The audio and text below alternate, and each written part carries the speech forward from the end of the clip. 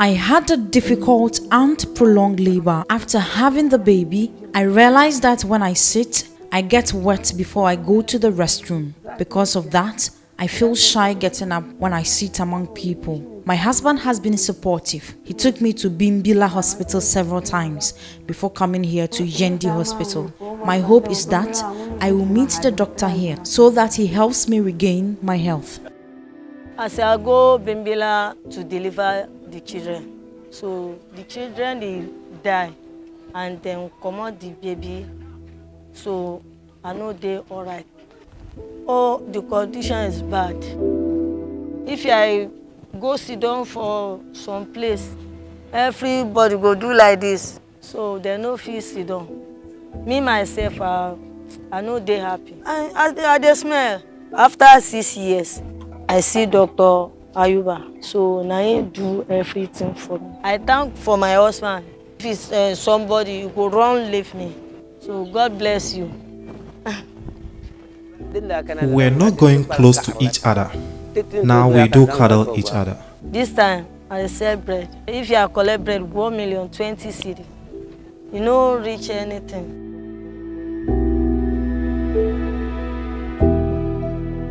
I was pregnant, so they said no baby, no home.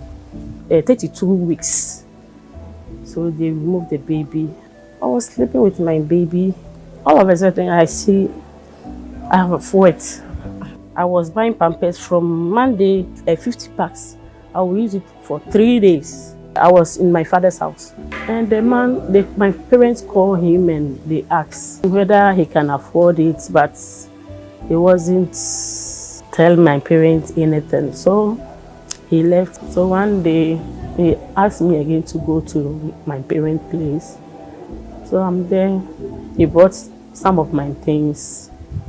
So I thought, no, this marriage will not work again. A doctor at Mankesi, they solved my problem for me. After the surgery, they will see through that you'll be okay before you leave here. I'm healed, 100% healed. I don't have any problem. I'm free now. But those days, I can't go outside, but now I can go everywhere. Before I was a seamstress, but I stopped. So I'm now selling fruits. My fistula problem was a leakage of fecal matter. I did not realize it until the week after I delivered my baby. I developed an infection which ached badly. I now had a pungent smell. Upon self-examination, I had stained myself. I was shocked because I just took my bath not long before that. I went to wash down again. It was a leader in my church who drew my attention to a program on TV which talked about similar conditions being treated at Mercy Catholic Women's Hospital. I followed up and started the procedure at the hospital. We were many, but all of us got repaired. I had the condition for 4 years. Throughout that time, I could not work. So after the repair last year, I decided to find a trade to enable me cater for myself and my baby. I started selling salt I borrowed from someone. Whilst I did that, I fell severely sick and couldn't continue the salt business. I ran into a loss and even owe my creditor. As you have helped us get healing, I plead that you will also assist myself and others financially in order to start a trade. I heard that there are skills training for repaired patients. I would like that since I have no skill.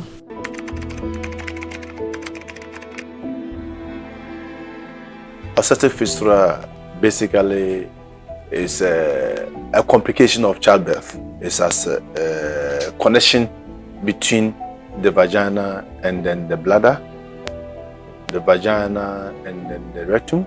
That is whereby urine or feces come through the vagina. Normally that is not where it's supposed to come from. So though there are so many causes of it, but obstetric fistula is because of childbirth.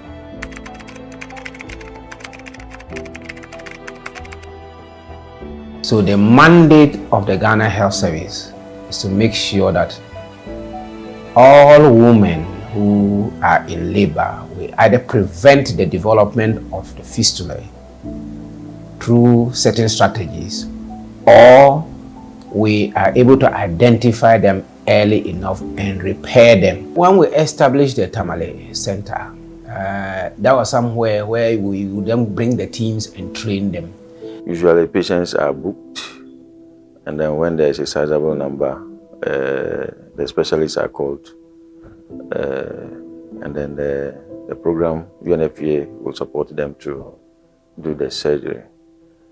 If there was a resident gynecologist interested in the program, I'm sure there would have been ongoing activities more than just once in a while activity. We used to come them and then do the surgeries. But now over here in Yendi, since I came here in 2015, we don't come. You walk in and we assess you if you are fit for surgery, we'll do for you. In 2003, UNFPA developed a global campaign to eradicate fistula. This global campaign focused on 3 to 4 main areas. It focuses on prevention. The second pillar is to repair those who have had the unfortunate situation.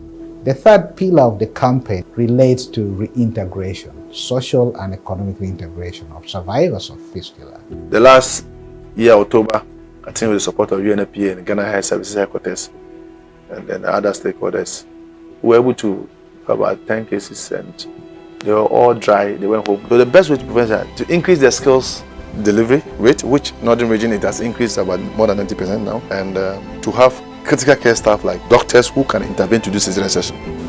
And we know the journey needs intentional, strategic partnerships. Perhaps we could even say a coalition of partners to end fistula.